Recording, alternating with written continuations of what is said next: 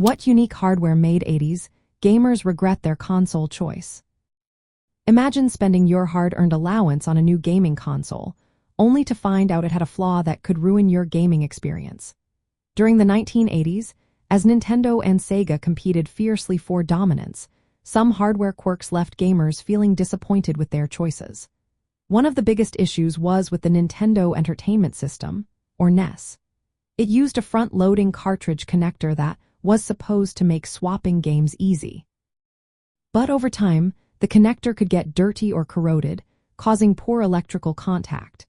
This often led to the infamous blinking red light or games refusing to load altogether. Many gamers had to clean or replace the connector to keep playing.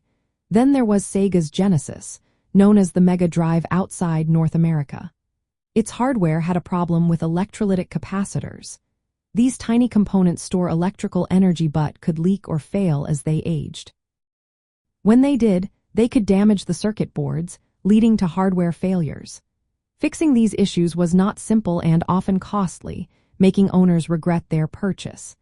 Both Nintendo and Sega faced strict memory limits in their consoles. The small RAM and storage meant games had to be heavily compressed.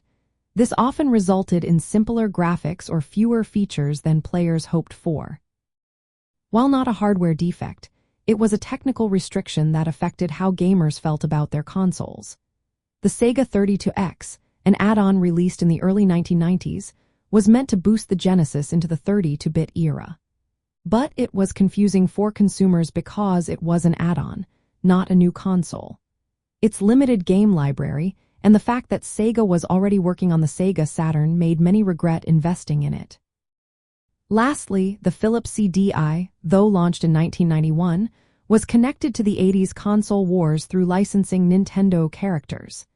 Its hardware combined gaming with multimedia functions, but the controls were awkward, and the games, especially the Zelda titles, were poorly made.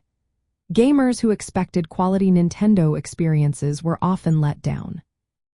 So, in the end, the hardware flaws like the NES cartridge connector issues, Sega's capacitor failures, limited memory, and confusing add-ons like the Sega 32X made many gamers regret their console choices during the 1980s.